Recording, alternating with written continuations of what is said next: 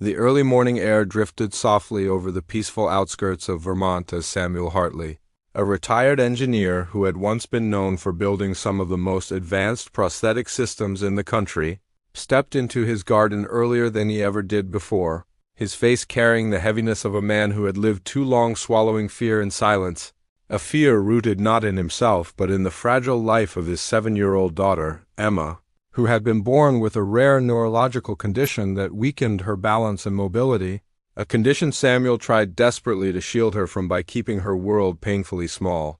He rarely allowed visitors turn down therapy recommendations unless he supervised every second of them, and politely but firmly rejected anyone who tried to get close. All because he had once trusted a specialist who promised improvement only to watch Emma collapse and cry from the pain that followed their treatment. And from that day forward, Samuel built emotional walls strong enough to distance himself from friends, neighbors, and even distant relatives, believing isolation equaled safety. He convinced himself he alone was the only one who truly understood Emma's trembling knees, her soft sobs on difficult nights, and the way she hid behind curtains whenever someone unfamiliar approached. And yet, on this quiet morning when he walked toward the wooden deck without announcing himself, everything he thought he knew about danger, protection, and control came undone in a single breathtaking moment. Emma stood on the dewy grass standing holding onto a silver walker decorated with small pink flower stickers, her hair tied in a messy ponytail swaying in the breeze as she tried to shift her weight forward. Right beside her knelt Lily Meadows, the young house attendant Samuel had hired months ago only for housekeeping tasks. A woman whose soft-spoken nature and gentle smile had always unsettled Samuel because she carried a warmth he feared would give Emma hope he was terrified to let her feel. Lily's uniform was brushed with tiny specks of grass, her palms resting lightly on the edge of the walker but not supporting Emma, only guiding her, encouraging her, her voice steady and calm as she told the girl, "You're doing great, sunshine, just breathe." One tiny step is still a step, and Samuel froze in the doorway, his breath catching in his chest as he watched his daughter lean forward, her knees wobbling like thin branches in the wind, her eyes fixed on a small pumpkin resting a few feet away on the grass as though reaching it was her grandest dream. Samuel's heart pounded with fear, ready to run, to interrupt, to scold Lily for overstepping, to scoop Emma into his arms before she slipped. But something held him there. Maybe it was the courage in Emma's determined little face, something he had not seen in so long that it hurt, or maybe it was Lily's expression, full of a patient belief that Emma could do far more than Samuel had dared to imagine. Emma's tiny fingers gripped the walker as she lifted her foot, wobbled, and nearly fell, prompting Samuel's body to tense so quickly it made his muscles ache. But Lily moved with such gentle precision that even Samuel was stunned. She didn't T-grab Emma or panic. She simply adjusted a small sandbag she had placed beside the walker to keep it steady, giving Emma just enough support to regain balance while still letting her make the decision to keep going. Emma blinked up at Lily with wide, awestruck eyes, and Lily smiled in return, the kind of smile that reassured without words, the kind that said, "I see your strength, not your weakness." Samuel suddenly felt the weight of years pressing against him. Memories of sleepless nights whispering to Emma promises that she would be okay as long as he was near. Memories of refusing help because he believed love meant shielding her from every challenge, every risk, every possibility of pain. And yet, as he watched his daughter now shaking, struggling, but trying, he realized that by trying to protect her from life, he had unintentionally protected her from living. Guilt spread through him, sharp and undeniable, but so did something else, awe, because he had never seen Emma look so alive.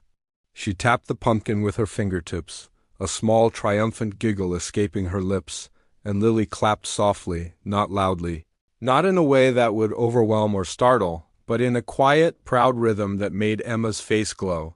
And Samuel felt his throat tighten as emotion rose inside him like a tide he couldn't contain. When he stepped forward at last, the wooden deck creaking beneath him, Lily looked up sharply, startled, immediately straightening with a nervous apology in her eyes, as though expecting him to reprimand her for crossing boundaries he had drawn too harshly. Emma turned too, her little brow furrowed in confusion.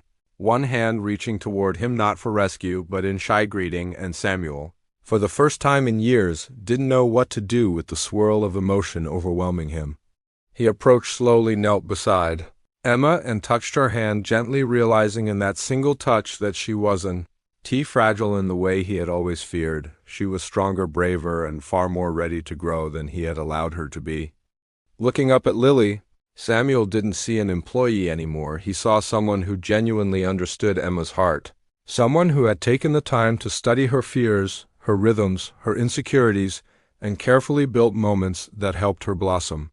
Days passed, and Samuel began inviting Lily to be part of Emma's daily activities, watching with humbled admiration as she transformed therapy into play.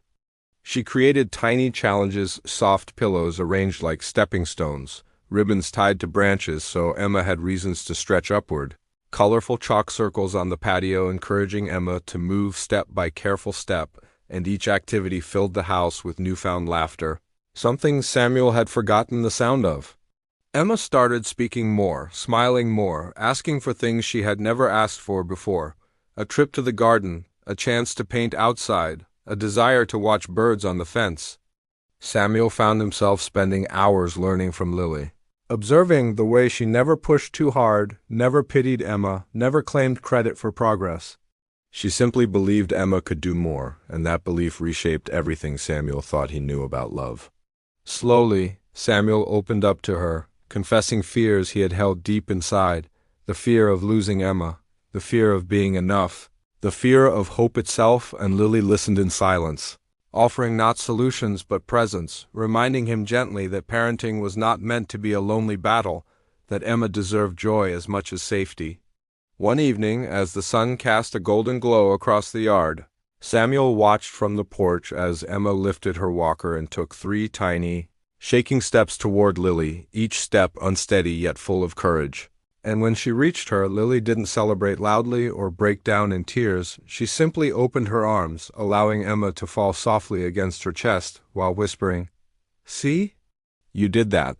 And for the first time in a long time, Samuel felt something warm and freeing settle in his chest: gratitude, deep and overwhelming gratitude for the woman who had taught him that kindness doesn't always come like a miracle. Sometimes it arrives quietly, through patience, compassion, and the courage to believe in someone when the world or even a fearful parent doesn't. If this story touched your heart, please like, share, comment, and subscribe, because kindness truly has the power to change not only one life but every life it gently touches.